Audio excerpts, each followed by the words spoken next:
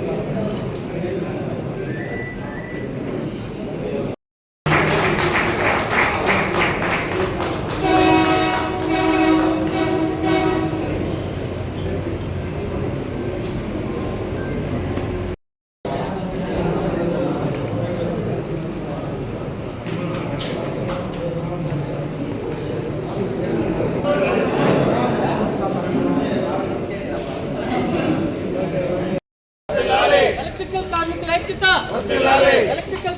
ఐక్యత electricians day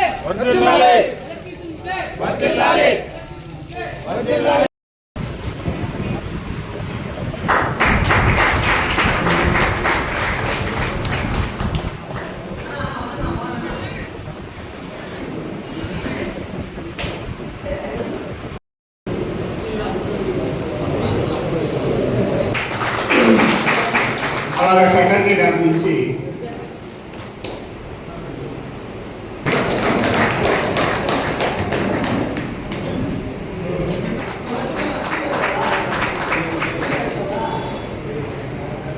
next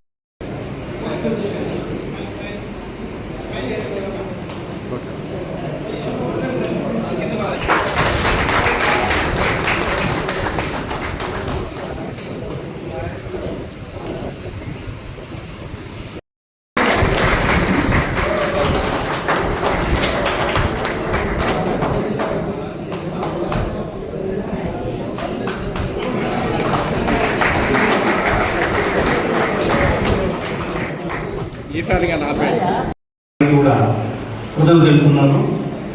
అదేవిధంగా ఇక్కడ నన్ను పిలిచినటువంటి ప్రతి ఒక్క మిత్ర బృందానికి కూడా ధన్యవాదాలు తెలుపుకుంటాను. ప్రతి ఒక్కరికి తెలిసిందే ఎలక్ట్రీషియన్ వృత్తి అనేది చాలా ప్రమాదకరమైన వృత్తి. ఇప్పుడు మన ఏడి రమేష్ గారు చెప్పినట్టు, సార్ చెప్పినట్టు ప్రతి ఒక్కరు చాలా జాగ్రత్తగా, ఎందుకంటే మనకు కుటుంబాలు, పిల్లలు, ఫ్యామిలీస్ ఉంటాయి కాబట్టి వాళ్ళందరూ దృష్టిలో పెట్టుకుని మీరు చేసే ప్రతి పని కూడా చాలా జాగ్రత్తగా చేయాలనేసి తెలుపుకుంటూ, అదేవిధంగా మా కోటమి ప్రభుత్వం తరఫున మీ ఎలక్ట్రీషియన్కి ఎటువంటి సహాయం కావాలన్నా కూడా మమ్మల్ని వచ్చి కలవచ్చు. ఆల్రెడీ మనం కలిసి ఉన్నప్పుడు సుధాకర్ కావచ్చు, మోదన కూడా చెప్పుకున్నారు. కమిటీ భవనం ఒకటి అడుగున్నారు. దాన్ని మేము ఎప్పుడన్నా ఖాళీ ఉన్నప్పుడు ఒకసారి నేను చెప్తాము. మీరు వస్తే కన్నా గౌరవనీయులు ఎమ్మెల్యే తీసుకెళ్ళి మీ అందరికీ ఈ ప్రభుత్వంలోనే మీకు కమ్యూనిటీ భవనం ఇచ్చే విధంగా మేము ప్రయత్నిస్తానని తెలుపుకుంటున్నాను. ఇంతమంది ఉంటారంటే అక్కడ ఆశ్చర్యం వేసింది. మంచి పెద్ద సంఖ్యలో మనం ప్రైవేట్ ఎలక్ట్రీషియన్ రేణిగుంట మండలం ఉన్నామని గర్వగలము. అలాగే ఇదేమంటే మనము ఎలక్ట్రీషియన్ అంటే విద్యుత్ శాఖ సపరేట్ కాదు, మీరు కూడా విద్యుత్ శాఖలో భాగంగా మేము భావిస్తాము. ఎందుకంటే విద్యుత్ శాఖ ఎంటర్ అయ్యే ముందే మీరు ఆ ఎలక్ట్రీషియన్ పనులు చేస్తూ ఉంటారు. ఏ చిన్న సమస్య వచ్చినా కన్యూమర్స్తో వెళ్ళి మీరు చర్చ చేస్తుంటారు. కాబట్టి మీరు కూడా మా విద్యుత్ శాఖలో భాగంగానే మేము పరిగణిస్తాం. ఇంకొక విషయం ఏమంటే, మనం మీరు ఏది చేసినా కానీ సేఫ్టీ ప్రికాషన్స్ నీట్గా తీసుకోవాలి. ఎందుకంటే సేఫ్టీ విషయము ప్రజలకు తెలియజేయాలా, మీరు తీసుకోవాలి. ఆ సేఫ్టీ మన భాషా గారికి ఒకసారి సాధారణంగా ఆహ్వానిస్తున్నాం. అంతే కదా, నిత్యం మీరు కరెంట్తో పనిచేసేటప్పుడు మీ ప్రాణానికి వచ్చే అవకాశం ఉంటుంది. కాబట్టి ఖచ్చితంగా సేఫ్టీ ప్రికాషన్స్ అనేది తీసుకొని ప్రతిరోజు సేఫ్టీగా పనిచేయాలా. అలాగే మన వినియోగదారులకు వెళ్ళినప్పుడు కరెక్ట్గా మన అవగాహన కల్పించాలి వాళ్ళకి. అంటే ఎంసీపీ అంటే ఏంటి, ట్రిప్ అయితే ఏమవుతుంది, అవన్నీ అవగాహన కల్పించి వాళ్ళకు మీరే ట్రైనర్స్ మాదిరి చెప్పాల్సి వస్తుంది. అలాగే ఎర్తింగ్ ఇంపార్టెన్స్ కూడా మీరు చెప్పాలి.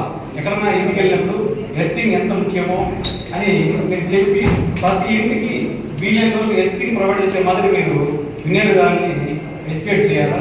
అలాగే ఇప్పుడు ఎంసీబీ కాకుండా ఆర్సీసీబీ కూడా వచ్చాయి, మీకు అంత ఐడియా ఉంటుంది కదా.